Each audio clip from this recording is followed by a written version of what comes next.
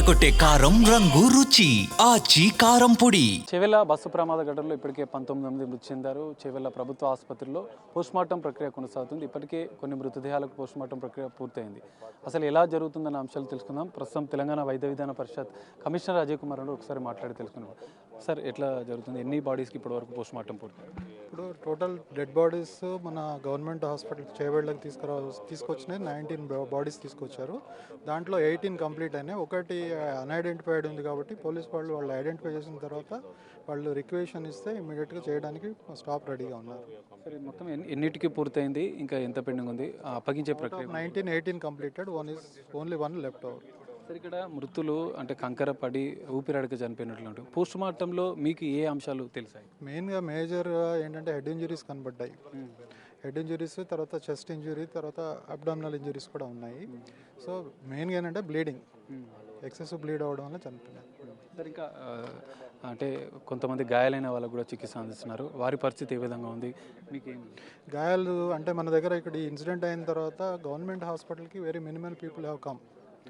అదే వచ్చిన వాళ్ళందరినీ ఇక్కడ ట్రీట్ చేస్తూ, అయితే నేను వచ్చే టైంకి ఒక 3 పేషెంట్స్ మాత్రమే ఉన్నారు ఈ హాస్పిటల్లో. మిగతా వాళ్ళందరూ ఒక 14 మంది పట్నం మహేందర్ రెడ్డి హాస్పిటల్లో ఉన్నారు. ఒక 2 లలిత హాస్పిటల్, ఒక 10 members Vikarabad government medical college related hospital shift చేయడం జరిగింది. పట్నం మహేందర్ రెడ్డి హాస్పిటల్ ఉన్న ఓన్లీ ఒక లేడీకి పీవిక్ ఇంజరీ ఉంది పెల్విస్లో.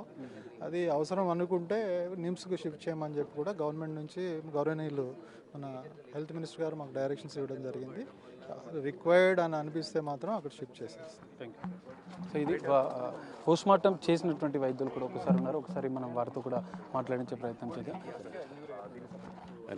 మీ పోస్ట్మార్టంలో ప్రధానంగా ఏ అంశాలు చేస్తారు? ప్రమాద తీవ్రత ఈ విధంగా వాళ్ళు మృతి చెందడానికి గుర్తించడం వల్ల పోస్ట్మార్టంలో గమనించాల్సింది ఏమిటంటే మేల్ ఉన్నారు, ఫిమేల్ ఉన్నారు, కొంచెం ఏజ్డ్ ఉన్నారు, కొంచెం యంగ్ ఉన్నారు.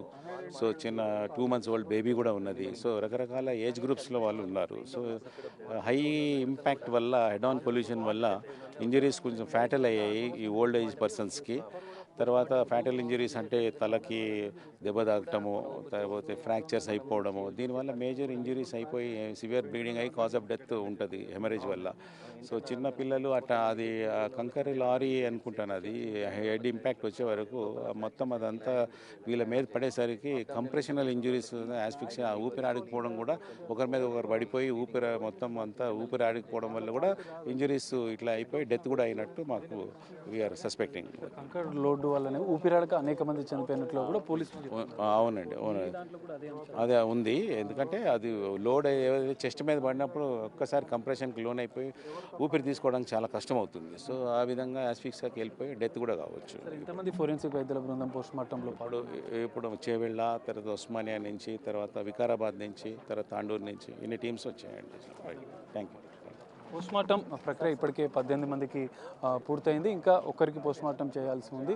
ప్రధానంగా కంకర లోడ్డు పడడంతో భారీగా హెడ్ ఇంజరీస్ వల్లనే ఇటు ప్రమాద తీవ్రత పెరిగింది. ఎక్కువ మంది మృతి చెందడానికి కూడా అదే కారణం అంటూ కూడా ఫోరెన్సిక్ వైద్యులు చెప్తున్న పరిస్థితి. కెమెరామెన్ వేణుతో కలిసి సాగర్, బిగ్ టీవీ, చేవెళ్ళ నుండి.